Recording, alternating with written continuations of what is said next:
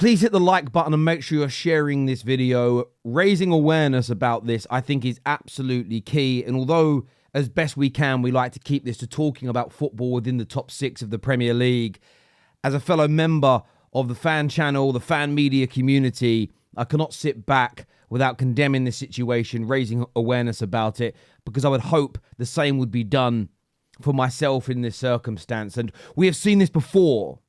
And normally this is just trolls online, idiots online, fools spreading nonsense. But we've seen the mainstream media create this pylon, and it isn't the first time that we have seen AFTV, Robbie, and his contributors after games set upon and attacked not only by rival fans, but sometimes by their own fellow Arsenal supporters as well. And it is an absolute disgrace, which in my opinion is born out of the agendas and the online abuse that you see online too much, that goes unchallenged on far too regular of an occurrence here. We're going to play some of this video for you, and I mean, it is just horrific to watch this. So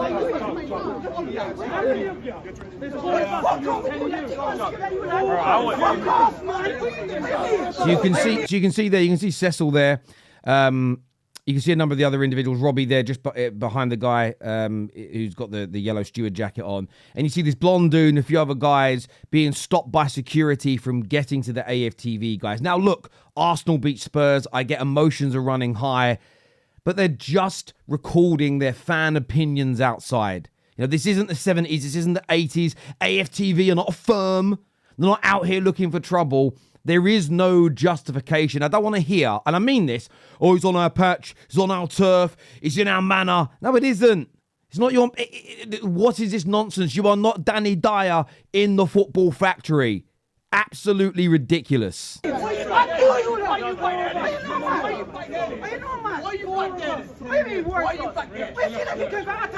Why are you back there? I'll tell you why he's back there. They're fans giving fan opinions after a game. They are not there looking for a fight. They are not there looking for trouble. So yes, they're standing behind the security because they don't want to be an amoeba like you. I mean, legitimately. Why are you standing there, mate? Why are you standing there? Because I'm not here to fight. I'm here to watch football. And after the game, me and my friends like to talk about the game. Legitimately mad. What the fuck we do for you to attack us? What's wrong with you? What the fuck we do for you? Why you want to attack us? Why you want to attack us? Kelechi there just, I'm not involved.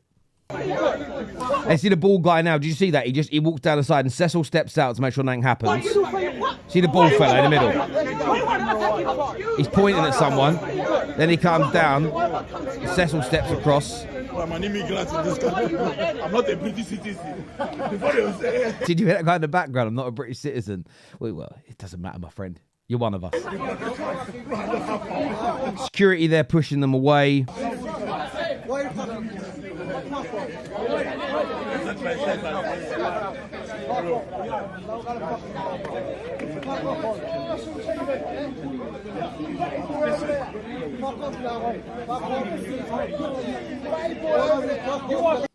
Horrendous to see.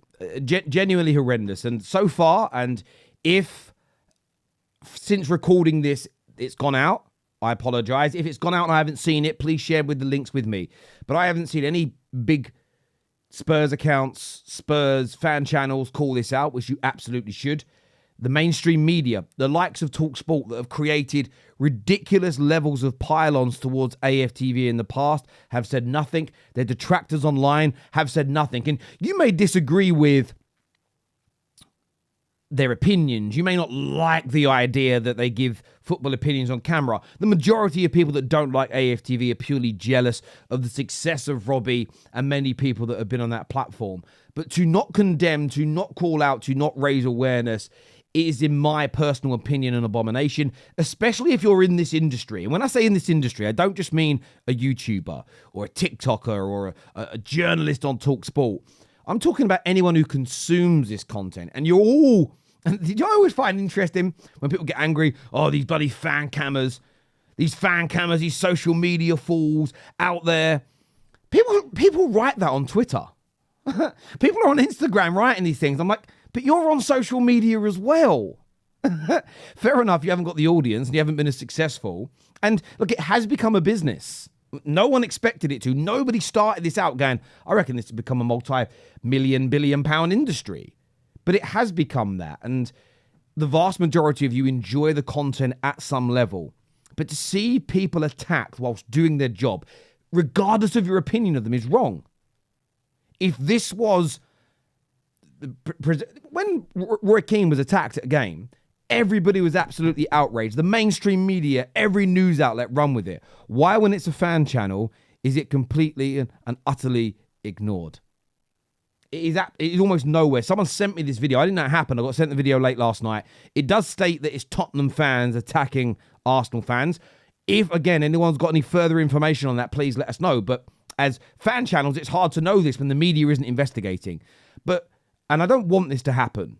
But if it was ITV, if it was Sky, if it was TalkSport, there would have been round-the-clock coverage of this everywhere. Those individuals would have been named and shamed and dragged all over social media. And I'm not advocating for cancel culture per se, but I'm stating that would have been the reaction and the process, and it would have been what we all witnessed. And I think a lot of us would have said that that is absolutely fair watching this go on.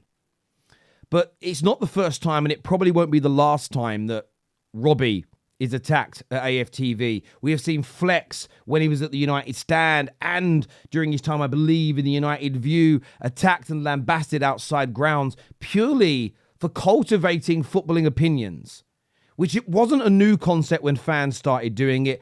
We, and I say we as a collective industry, we just did it better than the mainstream media, who are now going out of their way, rightly or wrongly, I don't really want to get into that debate, copying what it is that we were doing. But this is horrendous for football.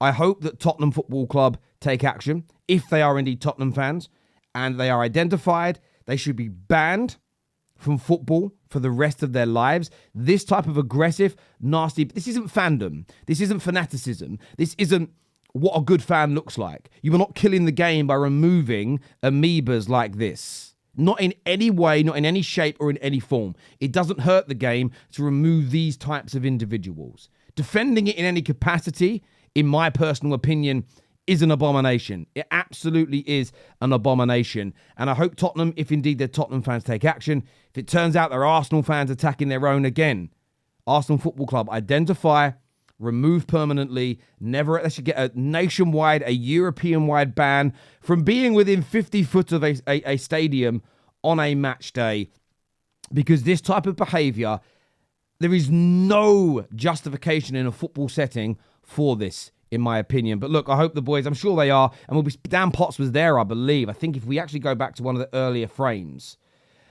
I think you can see Lee Judges there, but I think you can see, if we just forward slightly, I think he was there, Dan Potts. I believe he was there. Maybe I've got it wrong.